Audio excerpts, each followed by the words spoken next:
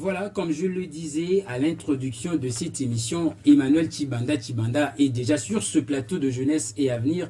Je vous signale qu'il est également cadre du parti politique Les Socialistes pour le bien-être des Congolais. Emmanuel Tchibanda, bonsoir. Bonsoir, monsieur, mon frère. En tout cas, je suis très content d'être là. Soyez le bienvenu dans cette émission. Merci beaucoup. Après beaucoup de tentatives, mais aujourd'hui, je suis là. J'ai répondu à votre invitation. Vous avez vraiment honoré les téléspectateurs. Ouais, merci beaucoup, mon frère. En tout cas, alors aujourd'hui, nous vous recevons dans votre casquette du coordonnateur de l'association Amour du Congo. Oui. Essayez de nous parler de cette association. Quelle a été votre motivation à créer cette ASBEL? Merci pour la question. La motivation elle est devenue de très longtemps. En grandissant, ma mère me disait toujours, Emmanuel, fais vite de rentrer à la maison, le pays va très mal. Et j'ai grandi avec ces discours. Et le jour où j'ai eu la chance de mettre mes deux pieds à l'est de la République démocratique du Congo, j'ai vite compris qu'il fallait se battre pour notre pays. On ne se sent mieux que ce soit. Alors, vu la guerre, il y a eu plusieurs années que notre pays est touché par la guerre. Les femmes sont violées, les enfants n'ont plus accès à l'école. Alors j'ai eu cette initiative quand je suis rentré au pays, à Kinshasa, et je me suis dit je vais créer quelque chose, une structure qui va militer pour la paix et le développement durable en République démocratique du Congo. Voilà, cette motivation m'est venue de là. Et parce que j'ai eu la chance de sillonner une grande partie de la République démocratique du Congo. J'ai été à Mbandaka, j'ai été à Lissala, j'ai été à la province de la Chopo, un peu partout. Et j'ai vu des difficultés que traverse mon pays. Et je me suis dit, ben, étant donné que je suis congolais, étant donné que je suis jeune, je peux ajouter quelque chose dans mon pays. Votre association Amour du Congo et vous-même, vous vous êtes donné cette mission de militer pour la restauration de la paix en République démocratique du Congo. C'est quand même une lutte très difficile, hein, et le développement très durable. Ouais. Alors c'est quand même une lutte difficile à mener. Oui. Êtes-vous convaincu d'arriver à votre but? Je suis très convaincu parce que cela n'est pas venu de moi aussi, elle a été inspirée par Dieu. Je suis une personne aussi très spirituelle. Quand j'ai eu cette initiative, j'ai demandé à Dieu, est-ce que je peux y arriver? Il m'a dit, tu peux le faire. Tu peux le faire, tu peux y arriver. Comme on dit, avec Dieu nous vaincrons. Je suis très convaincu, et pas aujourd'hui, pas demain, après-demain, après les années, notre combat va se manifester au grand public, pas seulement au Congo, mais en Afrique, crois-moi.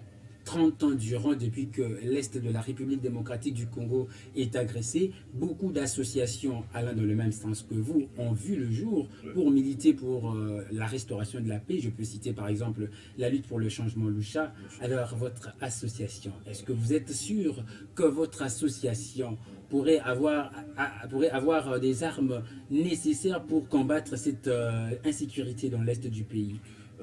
Combattre l'insécurité de notre pays, oui, avec la voix. Je suis très confiant. Est-ce que votre voix sera entendue?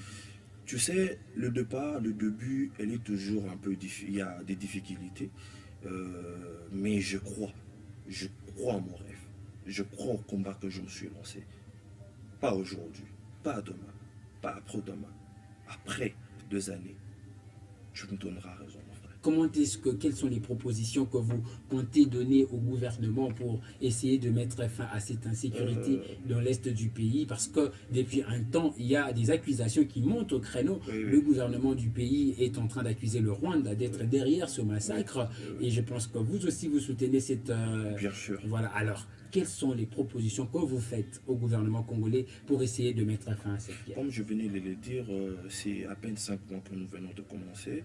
Et nous sommes en train de travailler d'abord en coulisses. Nous sommes dans la cuisine interne, comme on le dit. Et le mois prochain, le mois de février, nous allons d'abord commencer par une campagne de sensibilisation de paix on va tourner dans plusieurs provinces de la République démocratique du Congo. Et après ça, nous allons voir comment nous allons procéder à épargner, à en venir avec le gouvernement.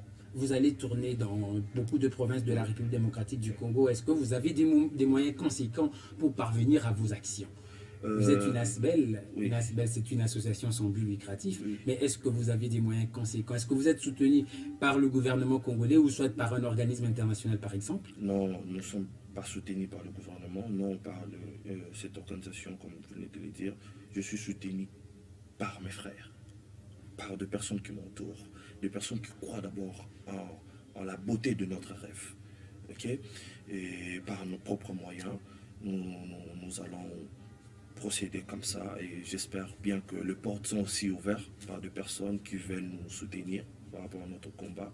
Et aussi, comme ce n'est pas seulement la paix, et aussi le développement durable. Là, nous sommes dans le secteur de l'entrepreneuriat.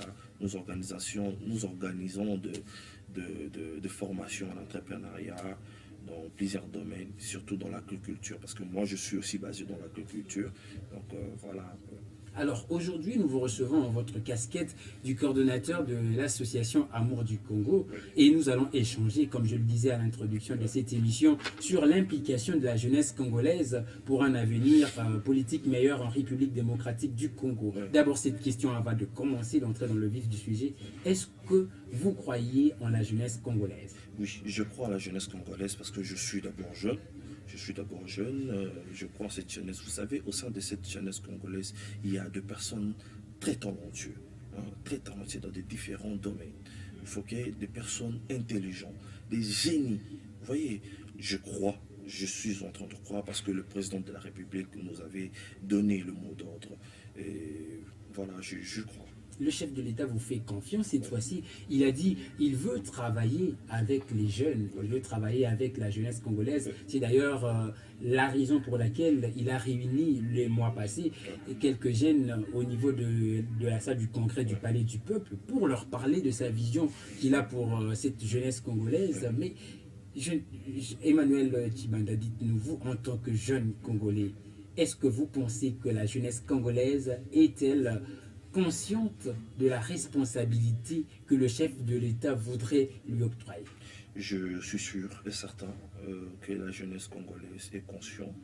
Aujourd'hui, il y a la majorité des jeunes sont conscients, en tout cas, bien qu'il y a aussi de failles, il y a de cette jeunesse-là qui sont encore dans la délinquance, dans l'alcoolisme, dans la débauche, mais je crois en tout cas, étant donné que je suis jeune, en tout cas je crois, parce que tout d'abord commence par le vouloir, désir de changer les choses.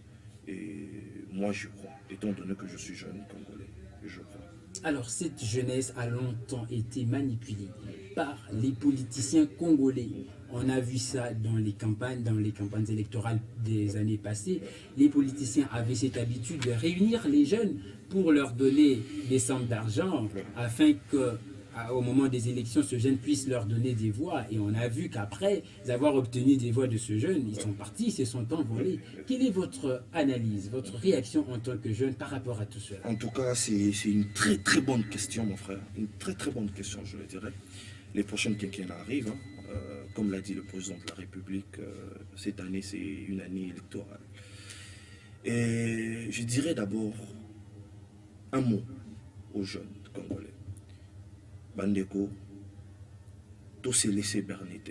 On ne peut plus se laisser berner par des politiciens hostiles, des personnes qui n'ont pas contribué à la République démocratique du Congo. Au contraire, ils ont contribué pour détruire. Vous savez, il y a eu plusieurs années que notre État a été piloté par des personnes âgées et que ces personnes âgées-là n'ont pas contribué à la République démocratique du Congo. Ils ont contribué à la ruine de notre pays. Ce sont les jeunes au Balandarabango Nassima. Nous devons changer nos mentalités. Et je suis sûr et certain que les jeunes ont changé leur mentalité. Vous voyez, il y a un adage qui j'aime bien, qui dit, si tu ne t'occupes pas de la politique va s'occuper de toi. Alors, aujourd'hui, nous devons tous s'y engager. Là-dedans, ok? On ne peut plus nous laisser berner par des politiciens hostiles. Des personnes, moi je trouve que leur temps est déjà passé. Hein. Vous savez, des politiciens, des députés ayant dépensé des mandats par principe et par souci de cohérence, ne vous présentez pas. Si ce que vous souhaitez n'a été pas accompli dans des mandats, ce n'est pas un troisième mandat que vous allez changer les choses. je suis l'un de personnes qui va se mettre devant ces personnes-là hostiles, devant ces députés qui ne font que tromper la jeunesse. Voilà un peu. Alors, vous avez dit, on a vu également sur les réseaux sociaux cette campagne, Bengana député à Mukolo. Oui, oui. Plus Oui. question d'avoir des députés ayant plus de 45 ans. Oui, oui. Est-ce que vous soutenez cette... Je soutiens massivement. Et vous voulez vous éloigner, vous voulez vous débarrasser de ce vieux qui ont de l'expérience, qui peuvent également vous orienter? Oui, l'expérience, nous n'en disconvient pas. Je n'en disconviens pas. Mais dis-moi un peu, des députés à double discours, des députés sans vision, mon frère, soyons un peu de réalistes, de Gonangaï. Des personnes, oh, ils ont chanté la gloire de Joseph Kabila à l'époque, pendant plusieurs années. Et aujourd'hui, sont là à chanter la gloire de Félix Tshisekedi Tshilombo, de flatteurs. De flatteurs.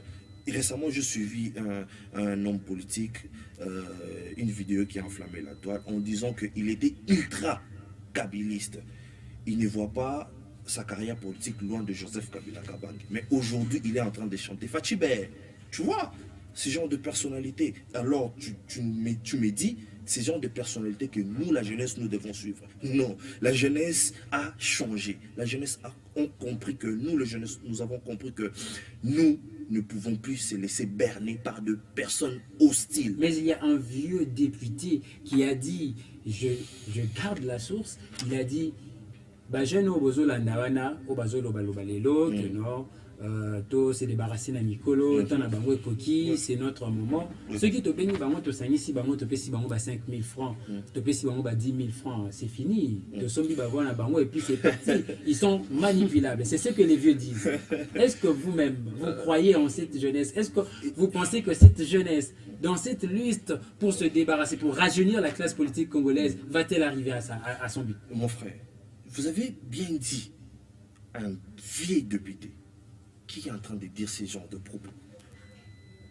Un homme d'État qui dit ces genres de propos que vous venez de le dire, mais que vous gardez la source. Est-ce que dis-moi un peu ces genres de personnes?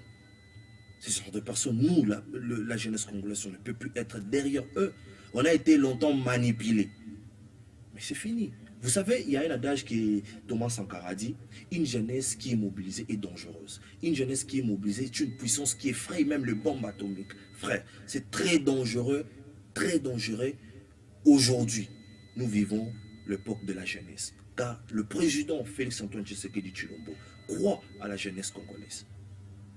Crois-moi, tu vas vivre. Toi-même, tu vas vivre. Alors, dites-nous un tout petit peu, avec cette confiance que le chef de l'État a accordée aux jeunes Congolais, que devraient faire les jeunes Congolais pour pérenniser, conserver cette confiance du chef de l'État et donner le meilleur d'eux-mêmes afin que la classe politique soit vraiment rajeunie et que nous atteignions un niveau politique un peu plus